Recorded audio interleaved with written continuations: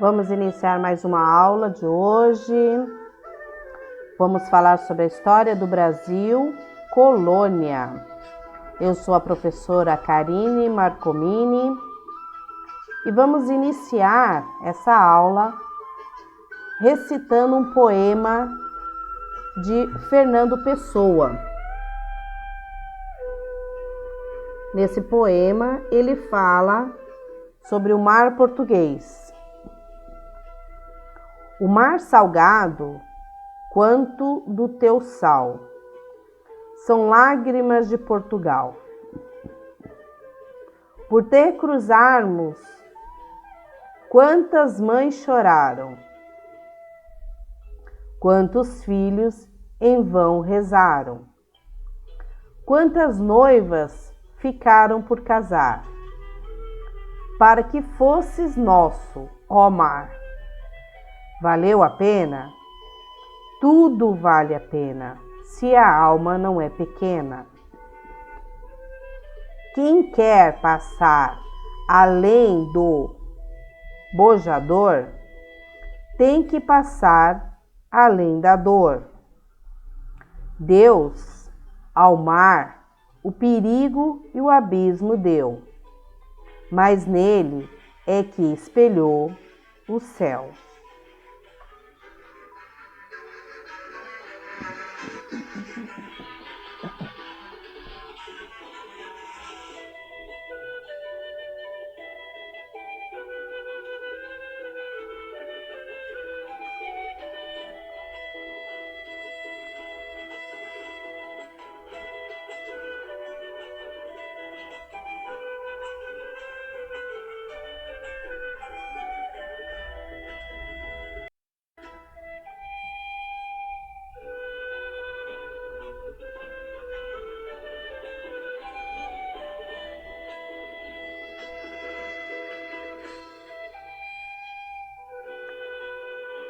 Vamos iniciar conhecendo aqui o navegador português, né, Pedro Álvares Cabral, o qual trouxe para a gente a forma, né, de conhecimento que nós temos sobre o descobrimento do Brasil, né? Porém, a pergunta que fica é: descobrimento ou conquista?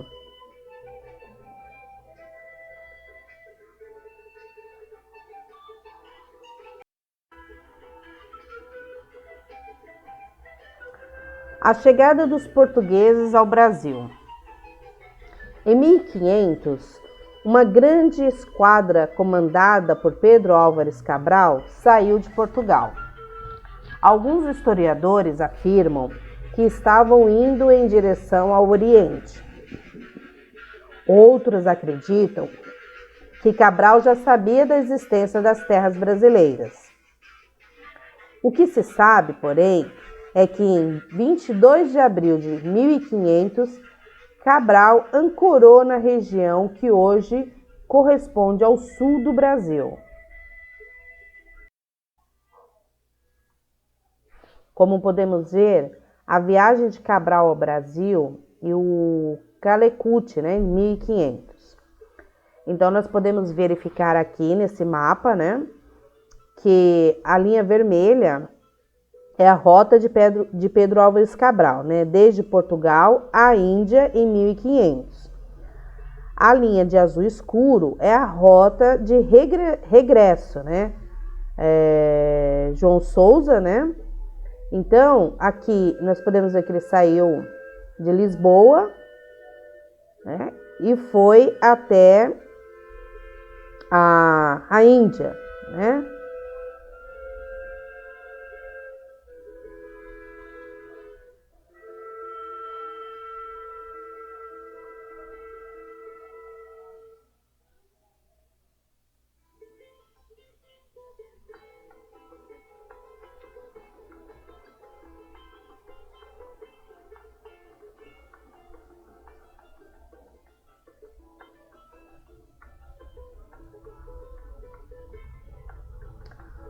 Bom, o nau de Pedro Álvares Cabral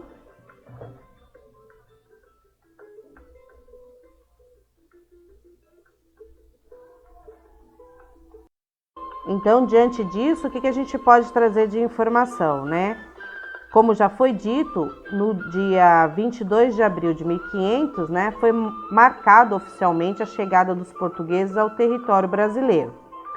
E esse evento é muito conhecido como descobrimento do Brasil, entre aspas, né?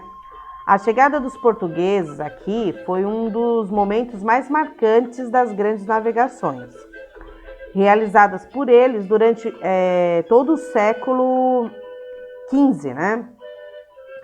A partir desse acontecimento, a presença portuguesa no território foi constante. Então, embora foi pouca, né? Foi diminuída no início. A chegada foi em pequena quantidade no início, né? Mas a partir da década de 1530, as medidas colonizatórias, né, elas foram implantadas aqui. Então, a chegada dos portugueses no Brasil foi um dos maiores momentos das grandes navegações, né? O processo iniciado pelos portugueses no século XV, as grandes navegações são como conhecemos, né, as expedições exploratórias, organizadas pelos portugueses no Oceano Atlântico ao longo desse século. Isso só foi possível graças a uma série de fatores. Primeiro, a unificação territorial. O território nacional de Portugal foi consolidado em 1249, quando a lei do Dom Afonso III conseguiu conquistar definitivamente o Algarve, né, a região do sul de Portugal, dos mouros. Outro fator importante também foi a estabilidade política que o país experimentou a partir do final do século IV. Aliás, a partir do final do século XIV, desculpa. Entre 1383 e 1385, aconteceu no país a Revolução de Aves, responsável por colocar João, mestre de Aves, no trono de Portugal. Com essa revolução, a dinastia Borgonha teve fim e a nova dinastia, a de Aves, iniciou-se. Portugal experimentou uma grande estabilidade política que possibilitou ao país vivenciar um desenvolvimento comercial e tecnológico, o que incluiu o desenvolvimento náutico. Além disso, a localização geográfica, né, de Portugal garantia acesso fácil às correntes marítimas do Oceano Atlântico. E o desenvolvimento comercial de Lisboa tornava a cidade um centro importante. Por fim, a necessidade para encontrar uma nova rota para o Oriente, já que o usual, né, passava por Constantinopla. Havia sido fechado em 1453. Reforçou a exploração dos oceanos pelos portugueses. Esses fatores ajudam-nos a entender por que Portugal lançou-se pioneiramente na exploração dos oceanos e por que grandes descobertas, entre aspas, né, do século XV, né, foram realizadas por portugueses. A única grande exceção foi a expedição de Cristóvão Colombo, navegante genovês, né, que chegou à América em 12 de outubro de 1492. Em uma empreitada financiada pela Espanha, Portugal recusou-se a financiar a expedição de Colombo. No contexto da chegada dos portugueses no Brasil, Portugal estava desfrutando o auge do comércio das especiarias da Índia, mercadorias oriundas da Ásia, né, como a pimenta do reino, noz moscada, perfumes e incenso, que por sua raridade no mercado europeu eram valiosíssimas, né? A procura por uma nova rota para a Índia era justamente para garantir o acesso a essas mercadorias. Depois que os espanhóis chegaram à América, em 1492, as terras recém-descobertas começaram a ser disputadas por portugueses e espanhóis. Foi dessa preocupação dos portugueses em conter a expansão espanhola que saíram dois acordos. A Bula Intercaeteira, de 1493, e o Tratado de Tordesilhas, em 1494. Esses dois dividiram as novas terras entre Portugal e Espanha, e o último estipulou a seguinte divisão: a 370 léguas a oeste do arquipélago do Cabo Verde seria passada uma linha imaginária. As terras a oeste desta linha seriam espanholas e a terra a leste dessa linha seriam portuguesas. Aí, nesse caso, veio a expedição de Pedro Álvares Cabral, né? E nesse contexto de exploração das possibilidades de terra no oeste e de realização de comércio na Índia, é que Portugal organizou uma nova expedição. O nome escolhido para liberar essa nova expedição foi Pedro Álvares Cabral, cavaleiro da Ordem de Cristo, né, desde 1494. Importante ordem de cavaleiros. Os historiadores não sabem ao certo por que Cabral foi escolhido para ser o líder da expedição, já que existiam outros navegadores mais experientes que ele, como Bartolomeu Dias. A expedição de Pedro Álvares Cabral contava com 13 embarcações, sendo 9 naus, né, como a gente viu aqui, né, e 3 caravelas e uma naveta de mantimentos. Os líderes de cada uma das embarcações eram Pedro Álvares Cabral, Sancho Tovar, Simão de Miranda de Azevedo, Aires Gomes da Silva, Nicolau Coelho, Nuno Leitão da Cunha, Vasco de Ataíde, Bartolomeu Dias, Diogo Dias, Gaspar de Lemos, Luiz Pires, Simão de Pina e Pero de Ataíde. Então, a expedição de Cabral também contava com 1.200 a 1.500 homens, que zarparam de Lisboa no dia 9 de março de 1500.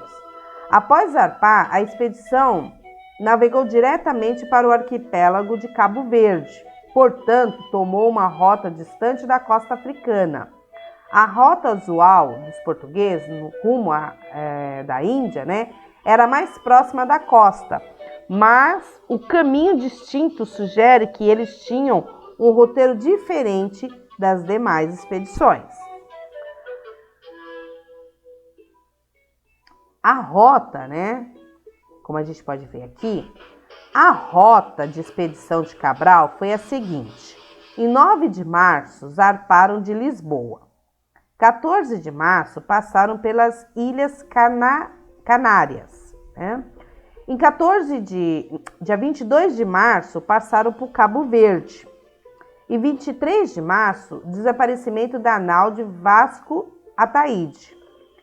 Em 29 e 30 de março, adentraram a região de calmaria da zona equatorial. Dia 10 de abril, passaram a 210 milhas de Fernando de Noronha. 18 de abril, estavam próximos da Baía de Todos os Santos. Dia 21 de abril, avistaram sinais de aproximação de terra. Dia 22 de abril, avistaram o Monte Pascoal. O avistamento das terras, que aconteceu no dia 22 de abril de 1500, foi relatado por Pero Vaz de Caminha, escrivão da expedição, da seguinte maneira: no dia 22 de abril, quarta-feira pela manhã, topamos aves a que os mesmos chamam de furabuchos. Neste mesmo dia, a hora de véspera, entre 15 e 18 horas, avistamos terra. Primeiramente, um grande monte, muito alto e redondo. Depois, outras serras mais baixas, de parte sul em relação ao monte. e mais terra chã, com grandes arvoredos ao monte alto. O capitão deu o nome de Monte Pascoal e a terra de Vera Cruz. Apesar de terem avistado as terras no dia 22 de abril, foi só no dia seguinte que Cabral decidiu enviar homens para ela. E foi aí que os primeiros contatos entre os portugueses e nativos aconteceram. O relato de Pero Vaz de Caminha sobre eles afirmou que eram pardos, todos nus, sem coisa alguma que lhes cobrisse as suas vergonhas.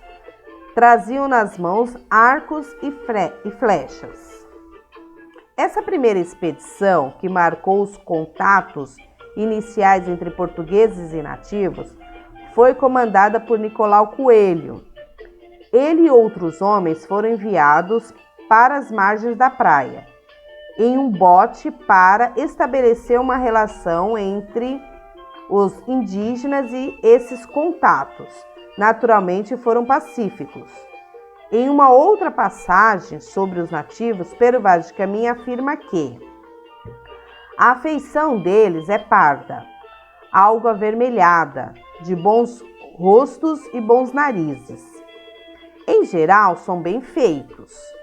Ambos traziam um lábio de baixo furado e metido nele um osso branco e realmente osso, do comprimento de uma mão, travessa da grossura de um fuso de algodão, agudo na ponta como um furador. Mantém-nos pela parte de dentro do lábio, e a parte fica entre o lábio e os dentes é feita a roque de xadrez, ali encaixado de maneira a não prejudicar a falar, comer e beber. O contato foi calmo, houve troca de presentes entre as duas partes, e alguns dos indígenas foram levados à embarcação onde estava o capitão Mor Cabral, para que eles os conhecessem. Foram-lhes dados alimentos e vinho, mas eles rejeitaram a comida e não gostaram do que experimentaram, segundo relata Caminha. Os portugueses seguiram mais alguns dias, explorando a costa brasileira. No dia 26 de abril, um domingo, celebraram a primeira missa no Brasil, realizada pelo Frei Henrique de Coimbra. Depois, os comandantes da expedição decidiram enviar uma embarcação para Portugal com uma notícia do achamento da nova terra. Pero Vaz de Caminha também foi nomeado para relatar com detalhes as novidades das terras encontradas.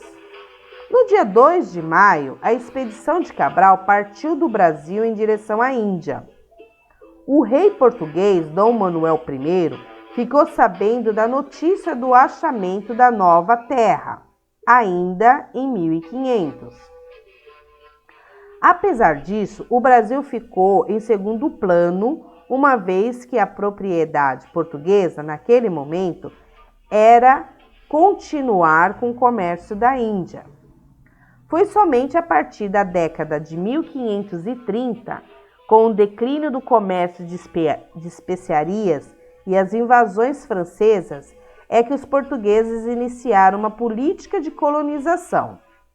Nesse primeiro momento, eles implantaram algumas feitorias no litoral brasileiro e passaram a explorar o pau-brasil. O pagamento de Pedro Álvares Cabral foi de 10.000 cruzados, o equivalente a 35 quilos de ouro. Ele também poderia comprar e vender 30 toneladas de pimenta e 10 caixas de outra especiaria. Um marinheiro comum, por sua vez, ganhava 10 cruzados mensalmente, além de 10 quintas de pimenta. Pedro Álvares Cabral tinha 1,90 m de altura. Era comum que nessas expedições marítimas da Idade Moderna, prostitutas fossem levadas escondidas nas embarcações. O escortubo, doença causada pela falta de vitamina C, era uma das doenças que mais afetavam os marinheiros no período das grandes navegações.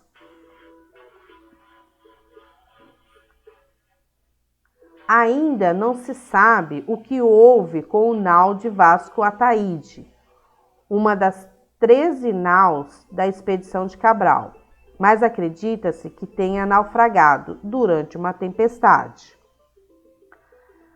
A pergunta que fica é: cadê o ouro? O rei de Portugal na época, Dom Manuel I, ficou decepcionado com as informações da Carta de Caminho, pois ele esperava encontrar metais preciosos nas terras recém-descobertas. Assim, os primeiros 30 anos da presença portuguesa se resumiram à exploração do pau-brasil, já que Portugal estava mais interessado no comércio de especiarias com o Oriente, que era bem mais lucrativo. O pau-brasil, árvore nativa da Mata Atlântica e presente em todo o litoral brasileiro, era comercializado com o objetivo de fabricar móveis e extrair a tinta vermelha de sua madeira para tingir tecidos. Devido à sua intensa exploração, na época da chegada dos portugueses, acabou entrando em extinção. Especiarias, sabe? Aqueles temperos que a gente usa na cozinha? Pimenta do reino, noz moscada, gengibre, cravo e canela, eram as especiarias da Índia. Hoje a gente compra baratinho nos mercados, mas antigamente elas eram valiosas e custavam muito caro. A exploração do pau-brasil. Ao longo do litoral brasileiro foram criadas feitorias, entrepostos comerciais para explorar o pau-brasil. A obtenção da madeira era feita por meio de escambo, ou seja, troca. Através desses sistemas, os indígenas recebiam objetos como canivetes, espelhos, miçangas, facas, entre outros. Em troca de serviços prestados na extração da madeira, a coroa portuguesa possuía monopólio da exploração da madeira. No entanto, em 1503, o português Fernão de Noronha recebeu o direito de explorar a madeira. Com os lucros, ele deveria enviar 6 navios ao Brasil anualmente, prosseguir nas descobertas de outras riquezas e erguer fortificações para defender o litoral.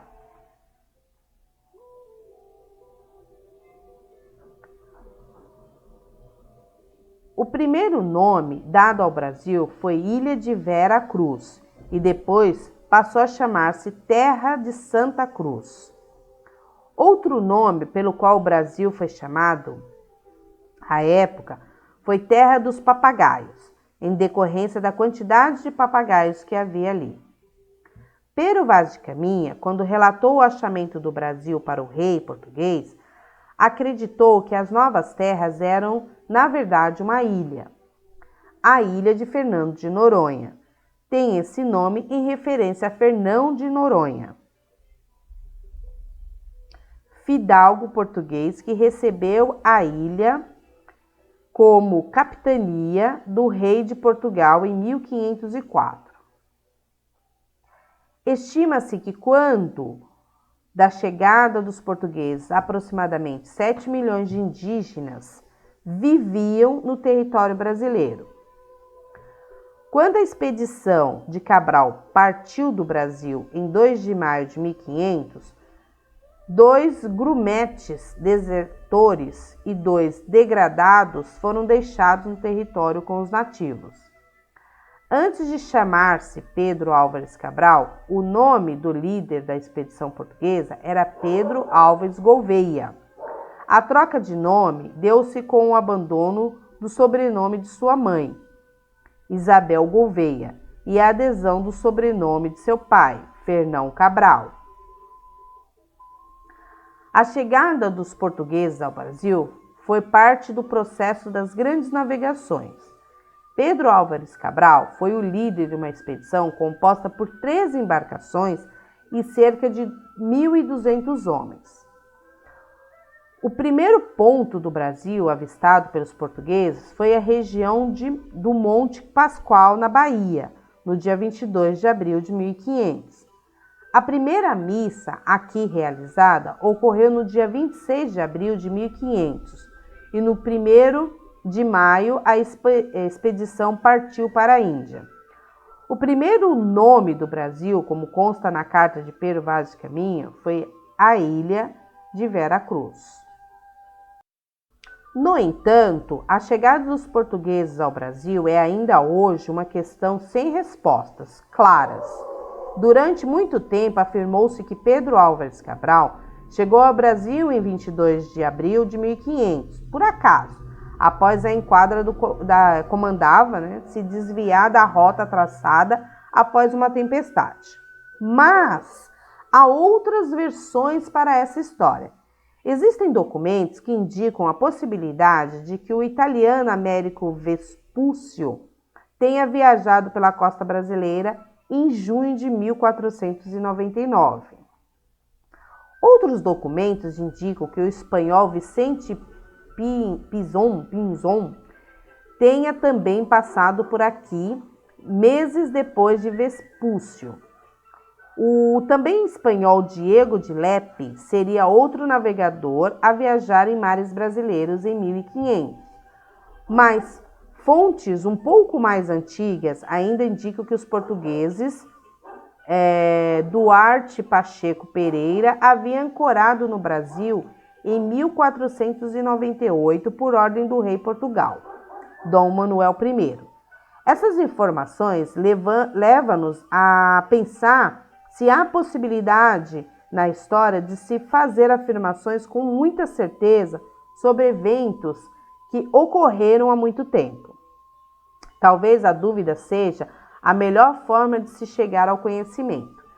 Mas o que é oficialmente certo é que a conquista do território brasileiro pelos portugueses se iniciou a partir da chegada de Cabral, em 22 de abril de 1500. Era a segunda viagem organizada pela coroa portuguesa com destino à cidade de Calicut, na Índia. Essa cidade indiana era um local de intenso comércio e a primeira expedição portuguesa que lá chegou, comandada por Vasco da Gama, em 1498, deu muito lucro para os portugueses. Cabral estava encarregado de seguir o mesmo sucesso que Vasco da Gama. Para isso, saiu de Lisboa em 9 de março de 1500, com uma esquadra formada de 3 embarcações, como nós já vimos. Era a maior expedição marítima que já tinha organizado naquela época. O financiamento da expedição foi conseguido pela coroa portuguesa em bancos de Florença, na Itália, e por outros mercadores. A viagem durou pouco mais de um mês. O primeiro sinal de terra firme visto pelos portugueses foi o Monte Pascoal, como vimos, no litoral sul da Bahia. Recebeu este nome por ser uma época de Páscoa, e os portugueses serem católicos. Dias depois de desembarcarem em local que deram o nome de Porto Seguro, hoje chamado de Santa Cruz Cabralha, na Bahia, a escravidão da expedição de Pero Vaz de Caminha registrou o primeiro contato entre os portugueses e os habitantes do local. Afirmava Caminho que eram puros e bons, e admirando-os da nudez dos indígenas e como não ficavam envergonhados com ela. Acreditava ainda Caminha que deveriam facilmente ser convertidos ao cristianismo. Portugueses e indígenas realizavam ainda algumas trocas de produtos, como nós vimos, miçangas, facas, Cabral mandou erguer uma cruz de pedra para registrar que havia tomado posse da terra. Realizaram-se 2 missas no território celebradas por Frei Henrique Soares. Essa terra teve vários nomes. Os tupis a chamavam de Pindorama, que em sua língua significa região ou país dos palmeiras. Os portugueses, que acreditaram ser o local reconhecido, uma ilha, deram o nome de Ilha Veracruz, mas apelidaram também as terras dos papagaios, como vimos, em virtude da existência de várias aves, né? Alguns anos depois, passaram a chamá-la de Terra de Santa Cruz, pois perceberam que o Brasil não era uma ilha, mas a designação Brasil só ocorreria em 1505, em razão da existência de muitas árvores de pau-brasil, utilizadas na Europa para o tingimento de tecidos. Pedro Álvares Cabral ficou por aqui até dia 1º de maio de 1500, quando ordenou que uma nau regressasse a Portugal e levasse uma carta de Pero Vaz de Caminha, dando boas-vindas da posse do novo território. Deixou nas novas terras 2 degredados, pessoas condenadas a viver fora do seu local de origem, e continuou sua viagem à cidade de Calicut. Durante muito tempo foi dito que o Brasil havia sido descoberto por Pedro Álvares Cabral, mas se já existiam pessoas habitando o local, como poderia Cabral tê-lo descoberto? O mais correto seria dizer que Cabral iniciou a conquista do Brasil por Portugal. De acordo com os registros históricos, Antônio Rodrigues, João Ramalho e mestre Cosme Fernandes, o bacharel, foram os primeiros portugueses a viver em São Vicente. Provavelmente eles eram tripulantes da armada de Francisco de Almeida e desembarcaram aqui em 1493. João Ramalho era casado com a índia Bartira, filha do poderoso cacique Tibiriçá. Antônio Rodrigues também casou-se com uma índia, filha do cacique Piquerobi. Mestre Cosme era dono do Japuí e do Porto das Naus, onde construiu um estaleiro muito conhecido pelos navegadores da época. A pequena povoação se organizou e começou a ser reconhecida na Europa como eficiente ponto de parada para reabastecimento e tráfico de escravos índios.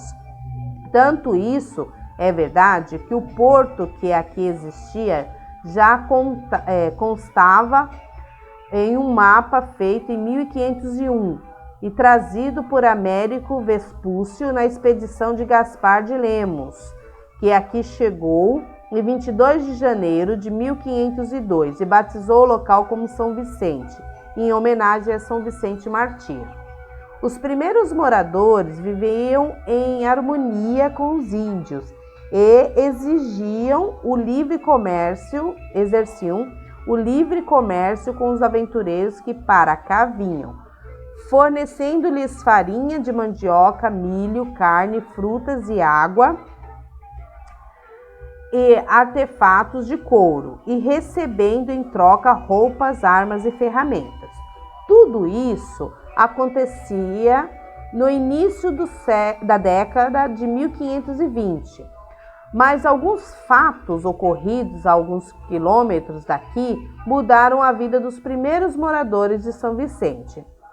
É que em 1526, uma esquadra de 6 navios comandado por Cristóvão Jacques, designada pela coroa portuguesa para reforçar a vigília na costa brasileira, afundou 3 navios franceses perto da Bahia. Esse fato alarmou a corte, que decidiu iniciar a colonização oficial das novas terras conquistadas. Dom João III, então, mandou que os oficiais militares preparasse uma expedição e mandou chamar um amigo de infância, Martim Afonso de Souza. O navegador português recebeu a missão e levou seu irmão Pero Lopes de Souza, além de 400 homens que lotaram os 5 embarcações. A expedição partiu de Lisboa no dia 3 de dezembro de 1530. Martim Afonso de Souza não veio diretamente para São Vicente. Em janeiro de 1531, ele chegou a Pernambuco e dali mandou um mensageiro voltar a Portugal, levando notícias ao rei, enquanto seguia para o sul. Aportou na Bahia, onde se encontrou com o famoso Caramuru. De acordo com os registros, em 30 de abril de 1531, ele chegava à Baía de Guanabara, onde mandou construir uma casa forte e instalou uma pequena ferraria para reparo das naus. Em 1º de agosto, a expedição continuou seu caminho, chegando em 12 de agosto à Baía de Cananéia, onde o navegador português encontrou portugueses e espanhóis. Nessa viagem pela costa brasileira, durante quase um ano, Martim Afonso de Souza enfrentou tempestades, assistiu ao naufrágio da nau Capitânia e participou de um combate a navios franceses que faziam contrabando de pau-brasil. Em 20 de janeiro de 1532, a esquadra vê surgir a Ilha de São Vicente. Porém, o mau tempo impediu a entrada dos navios na Barra e decidida a terra firme só aconteceu no dia 22 de janeiro. Coincidentemente, nesse mesmo dia, 30 anos antes, a expedição do também navegador português Gaspar Lemos havia chegado aqui, batizado o local de São Vicente, em homenagem a São Vicente Martim. Martim Afonso de Souza, católico fervoroso, ratificou o nome. Isso porque ele, após a sua chegada, ele adotou as medidas recomendadas pelo rei de Portugal e organizou um sistema de político administrativo nas novas terras.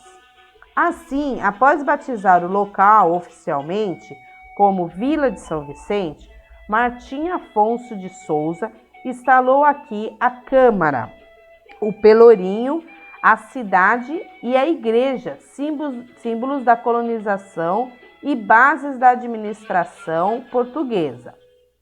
Para São Vicente, o título de vila representava mais benefícios para o povo, já que esse era o termo utilizado pelos portugueses para designar uma cidade organizada. E desse fato que deriva o título vicentino de célula máter da nacionalidade, ou primeira cidade do Brasil.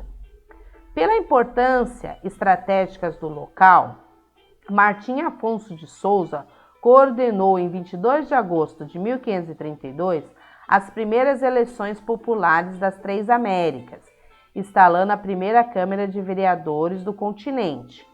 Por esse motivo, São Vicente é considerado como o berço da democracia americana. O navegador português também foi o primeiro a implementar a reforma agrária no Brasil. 4 séculos antes desse tema, modificar a classe política e a sociedade. Ao mesmo tempo, plantou a semente da industrialização e do desenvolvimento agrícola, que fez com que, por volta do ano de 1600, São Vicente fosse conhecido como o celeiro do país. A formação administrativa dessa cidade, a antiga povoação fundada em 22/1 de 1532, elevada à categoria de vila com a determinação de São Vicente, por carta régia, em 20/11 de 1530, elevada à condição de cidade com a denominação de São Vicente pela lei municipal, em 31/12 de 1895. elevada à condição de sede municipal por carta régia em 29/10/1700. Em divisão administrativa referente ao ano de 1911, o município é constituído do distrito sede, assim permanecendo em divisões territoriais dotadas em 1936 e 1937, pela Lei Estadual em 1948, e criado o distrito de Solemar, ex-povoado, e anexado ao município de São Vicente. Em divisão territorial, em 1950, o município é constituído de 2 distritos, São Vicente e Solemar, assim permanecendo em divisão territorial em 1960. Em divisão pela Lei Estadual de 1969, transfere o título de Solemar no município de São Vicente para Praia Grande. Em divisão do território, em 1979, o município é constituído do distrito sede, assim permanecendo em divisão território, datada em 2009. As capitanias hereditárias. Para iniciar a colonização, a coroa portuguesa decidiu em 1534 dividir territórios em lotes chamados de capitanias hereditárias. Cada capitania foi entregue a um capitão donatário, que arcava com os custos da colonização. Foram distribuídas 15 capitanias a 14 donatários que deveriam exercer a justiça e o comando militar, doar lotes, fundar vilas, escravizar e vender índios, entre outras atividades econômicas. O sistema de capitanias hereditárias foi a primeira forma efetiva encontrada pela coroa portuguesa para defender, explorar e administrar as terras portuguesas na América. Porém, é importante ressaltar que as capitanias hereditárias não deram certo, mas foram importantes na construção do Brasil. O sistema de capitania foi adotado por Portugal no início da colonização do território brasileiro. Alguns prosperaram, outras o capitão sequer pisou em seu solo. E apesar do fracasso do modelo, foram cruciais na construção do Brasil.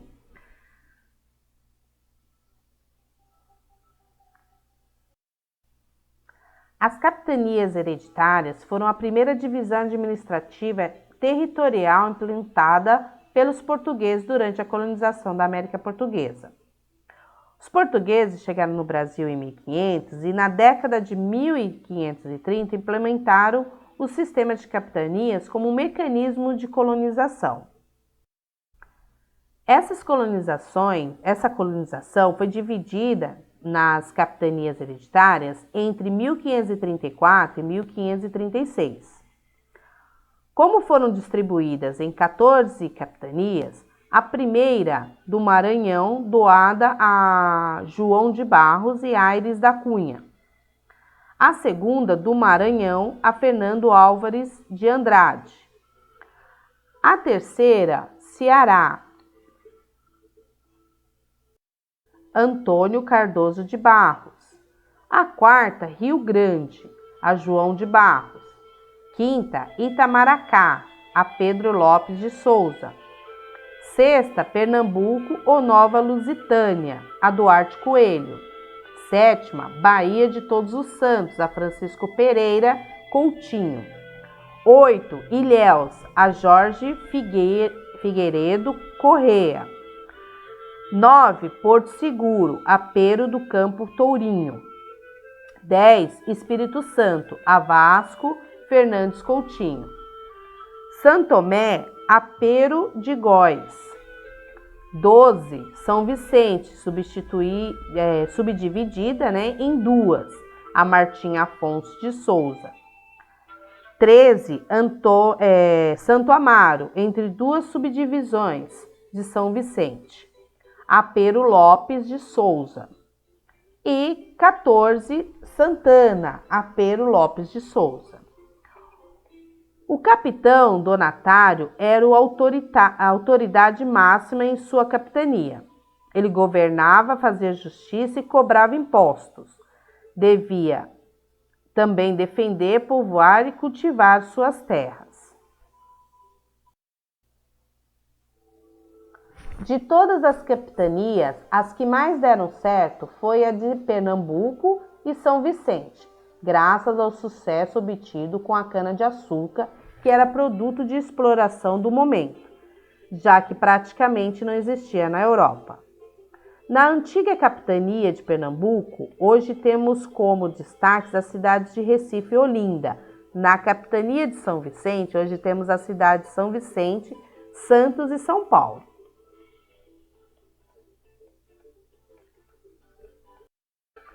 O fracasso das capitanias. Alguns donatários nem chegaram a tomar posse das terras, outros acabaram abandonando as possessões. Além dos capitães donatários não possuírem recursos suficientes para administrar os lotes, outras capitanias enfrentaram a resistência dos indígenas. Apenas as capitanias de Pernambuco e São Vicente tiveram sucesso devido ao cultivo da cana-de-açúcar.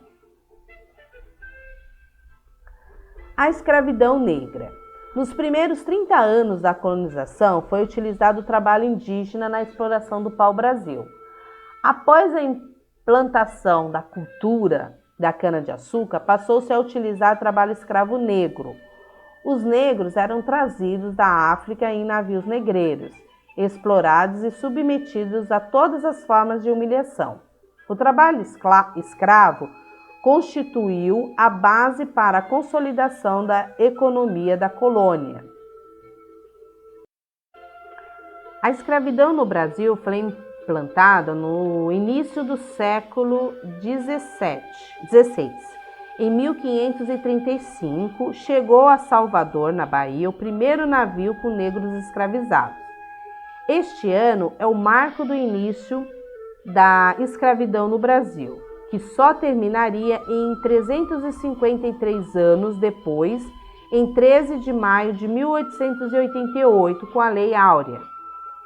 As primeiras pessoas a serem escravizadas na colônia foram os indígenas. Posteriormente, os negros africanos seriam capturados em possessões portuguesas, como Angola, Moçambique e regiões como Reino de Daomé, trazidos à força para o Brasil e serem escravizados. Os historiadores apontam várias causas para se empregar a mão de obra escrava nas colônias. Portugal tinha uma população pequena de cerca de 2 milhões de pessoas e não tinham condições de dispensar parte dos seus habitantes para sua colônia. Para suprir os braços que faltavam, os colonizadores usaram a escravidão, já que era praticada na África e no mundo árabe.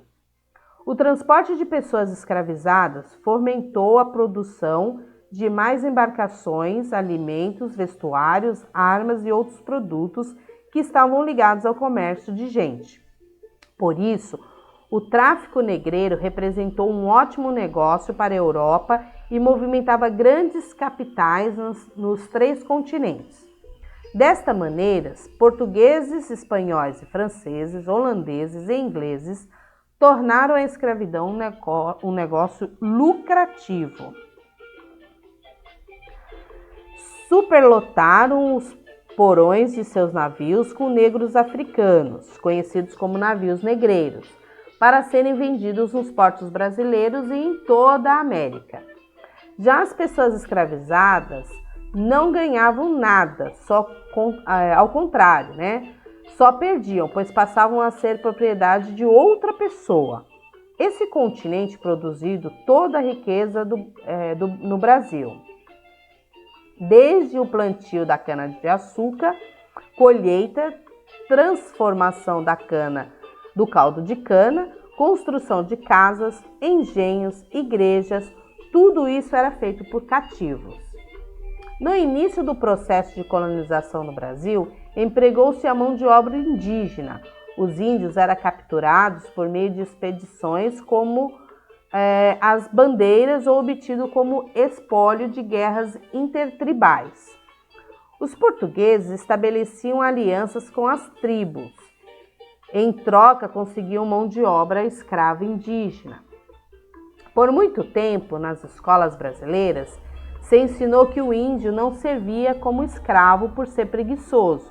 Por isso, o português teria preferido escravizar o africano. Na verdade, a escravidão de indígenas somente seria abolida no século XVIII. Portanto, o argumento nem tem sentido. O que aconteceu era que escravizar africanos era muito mais lucrativo que escravizar indígenas. E por essa razão, os europeus preferiram investir no tráfico negreiro. Outro impedimento para a escravização do indígena foi a oposição dos religiosos, sobretudo os jesuítas, que protegiam aldeias inteiras em suas reduções. No caso dos portugueses, os negros africanos eram trazidos de suas colônias na África para serem utilizados principalmente na agricultura e na mineração. Desempenhava também vários serviços domésticos ou urbanos. Nas cidades, havia os chamados escravos de ganho, utilizados em tarefas de ramo comercial e serviços. Normalmente, eles vendiam produtos manufaturados, quitutes, carregavam água ou auxiliavam na administração de pequenos comércios. As condições de escravidão no Brasil eram as piores possíveis e a vida útil de uma pessoa escravizada adulta não passava de 10 anos. Após sua captura na África, os seres humanos escravizados enfrentavam perigosa travessia da África para o Brasil, nos porões de navios negreiros, onde muitos morriam antes de chegar ao destino. Após vendidos, passavam a trabalhar de sol a sol, recebendo uma alimentação de péssima qualidade, vestindo trapos e habitando as senzalas. Normalmente, tratava-se de locais escuros, úmidos e com pouca higiene, adaptado apenas para evitar fugas. Errar não era permitido e poderia ser punível com castigos dolorosos. Eram proibidos de professar sua fé ou de realizar suas festas e rituais, tendo que fazer isso às escondidas. Afinal, a maioria das pessoas escravizadas vinham da África já batizadas e era suposto que abraçassem a religião católica. Daí surge o sincretismo que verificamos no candomblé praticado no Brasil. As mulheres negras eram exploradas sexualmente e usadas como mão de obra de trabalho doméstico, como cozinheiras, arrumadeiras. Não era incomum que as mulheres escravizadas recorressem ao aborto para impedir que seus filhos tivessem a mesma sorte. Quando fugiam, os capitães do mato perseguiam as pessoas escravizadas. A obterem liberdade só era possível quando escapavam para quilombos ou quando conseguiam comprar sua carta de alforria. As revoltas nas fazendas não eram raras no período colonial. Muitos grupos de escravos fugiam e formavam comunidades fortificadas e escondidas na mata chamadas de colombos. E uma das mais significantes no Brasil foi o Colombo dos Palmares. Ali podiam praticar sua cultura e exercer seus rituais religiosos.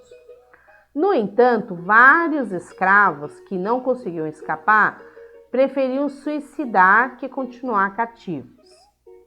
Quando a sociedade europeia começou a adotar as ideias de liberalismo e iluminismo, a escravidão passou a ser severamente questionada. Afinal, a privação da liberdade não combinava com a nova etapa do capitalismo industrial.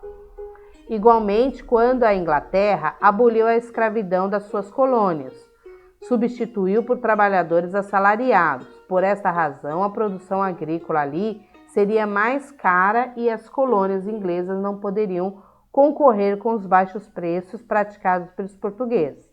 Assim, era necessário transformar a mão de obra escravizada em trabalhadores assalariados. Isso iria igualar os preços de produção no futuro. Os ex-escravos poderiam se tornar consumidores. Por isso, a Inglaterra, que liberava a nova expansão capitalista industrial, aprovou a Lei Bill Abeling. Essa transformou a Marinha Real Britânica numa arma contra os tráficos de escravos em qualquer parte do mundo, pois permitia que seus navios abordassem navios negreiros de qualquer nacionalidade. Importar pessoas para serem escravizadas acabou se tornando cada vez mais caro. No Brasil, o tráfico foi oficialmente abolido em 1850, com a Lei Eusébio de Queiroz. Mais adiante, em 1871, a Lei do Ventre Livre garantiu a liberdade aos filhos de escravos e em 1879 teve início a campanha abolicionista liberada por intelectuais e políticos. Posteriormente, a Lei dos Sexagenários, em 1885, garantia a liberdade dos escravos maiores de 60 anos. A abolição da escravidão no país foi concebida pela Lei Áurea, aprovada pelo Senado e assinado pela Princesa Isabel em 13 de maio de 1888. A Lei Áurea encerrava décadas de discussão em torno de várias questões. Porém, a mais importante era: se os escravos fossem libertados, o governo pagaria a indenização aos proprietários? Por fim, venceu a tese de que os donos de escravos não recebiam nenhuma compensação financeira. Isso retira o apoio dos latifundiários escravistas que davam à monarquia. Quando surge o golpe republicano, os grandes proprietários de terra sustentam o novo regime. Libertos sem qualquer plano, os ex-cativos se viram entregues à própria sorte e passaram a formar um enorme contingente de pessoas sem qualificação.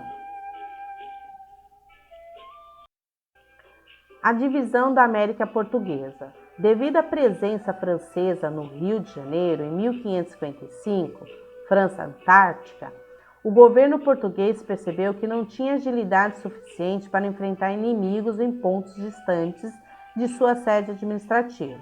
Assim, decidiu dividir a América Portuguesa em 2 governos com sedes em Salvador e no Rio de Janeiro. As câmeras municipais.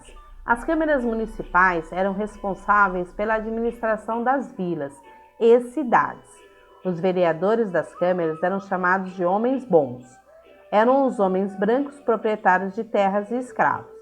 As câmeras regulavam as feiras, os mercados, os ofícios e o comércio local, além de executar as obras públicas.